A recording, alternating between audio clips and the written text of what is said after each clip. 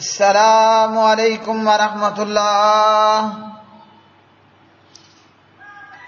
ترجمہ تفسیر القرآن الکریم،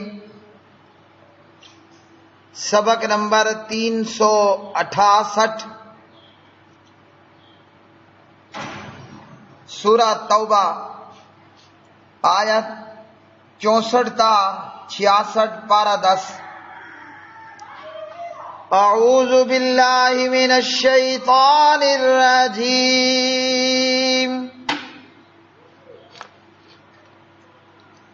يحذر المنافقون أن تنزل عليهم سورة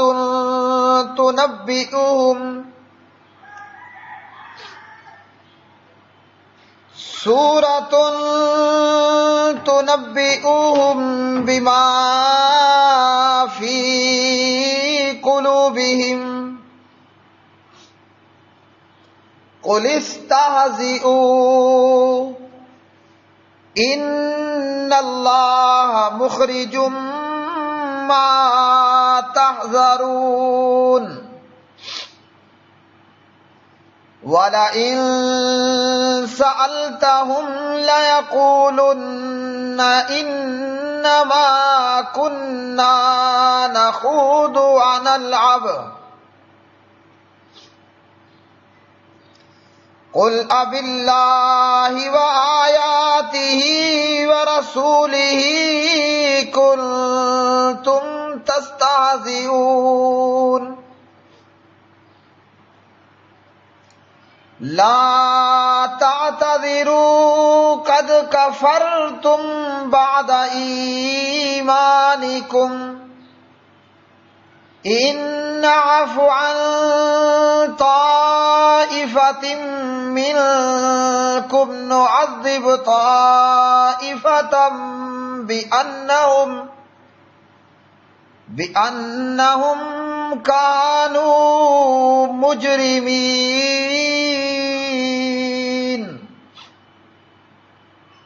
منافق ڈرتے ہیں کہ ان پر کوئی ایسی صورت اتاری جائے جو انہیں وہ باتیں بتا دے جو ان کے دلوں میں ہیں۔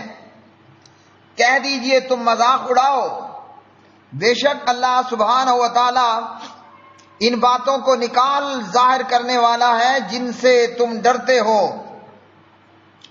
اور بلا شبہ اگر آپ ان سے پوچھیں تو ضرور ہی کہیں گے ہم تو صرف شغل کی باتیں کر رہے تھے اور دل لگی کر رہے تھے۔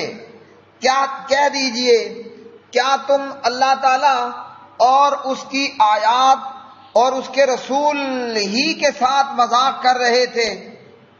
بہانے مت بناؤ، بے شک تم نے اپنے ایمان کے بعد کفر کیا۔ اگر ہم تم میں سے ایک گروہ کو معاف کر دیں تو ایک گروہ کو عذاب دیں گے، اس وجہ سے کہ یقیناً وہ مجرم تھے۔ یحذروا ڈرتے ہیں، المنافقون منافق، ان کے تنزل نازل کر دی جائے، علیہم ان پر، سورتن کوئی سورت، تنبیہم جو بتا دے انہیں، بما جو کچھ، فی قلوبہم ان کے دلوں میں ہے۔ قل کہہ دیجئے استہزئوا تم مذاق کرتے رہو، انا بے شک اللہ تعالی، مخرجن ظاہر کرنے والا ہے، ما وہ بات جس سے تحذرون تم ڈرتے ہو۔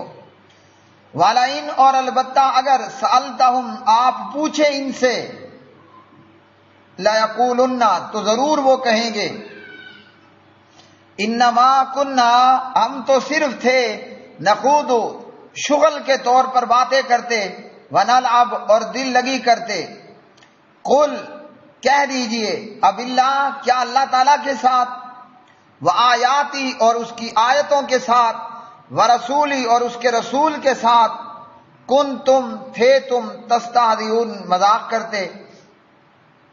لا تعتذروا نہ تم عذر پیش کرو، قد یقیناً کفرتم تم نے کفر کیا، بعد ایمانکم اپنے ایمان کے بعد، ان اگر نعفو ہم معاف بھی کر دیں، ان طائفۃ ایک گروہ کو، منکم تم میں سے نعذب تو ہم عذاب دیں گے طائفتم ایک گروہ کو بانہم بسبب اس کے کہ بلا شبہ وہ کانو ہیں مجرمین مجرم۔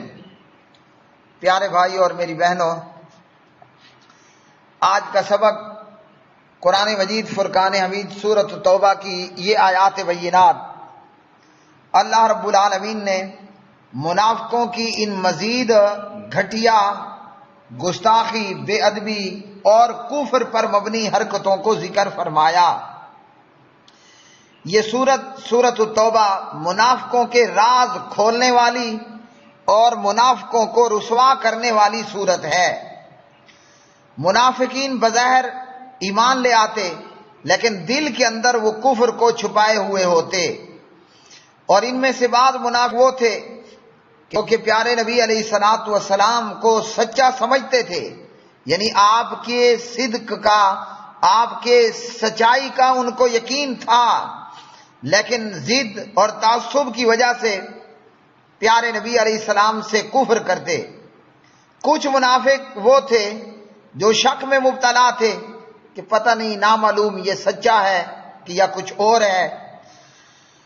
کچھ لوگ شک کے اندر مبتلا تھے اور ایمان سے خالی تھے، اور اسی طرح کچھ وہ جو آپ کو نعوذ باللہ جھوٹا کہتے تھے، لیکن کئی مرتبہ ان کو یہ مشاہدہ ہو چکا تھا کہ وہ دل میں کوئی بات سوچتے، زبان پر بھی کوئی بات لاتے، یا آپس میں بیٹھ کر کچھ بھی خسر پھسر کرتے، تو اللہ رب العالمین وحی کے ذریعے سے نبی علیہ السلام کو آگاہ فرما دیتے۔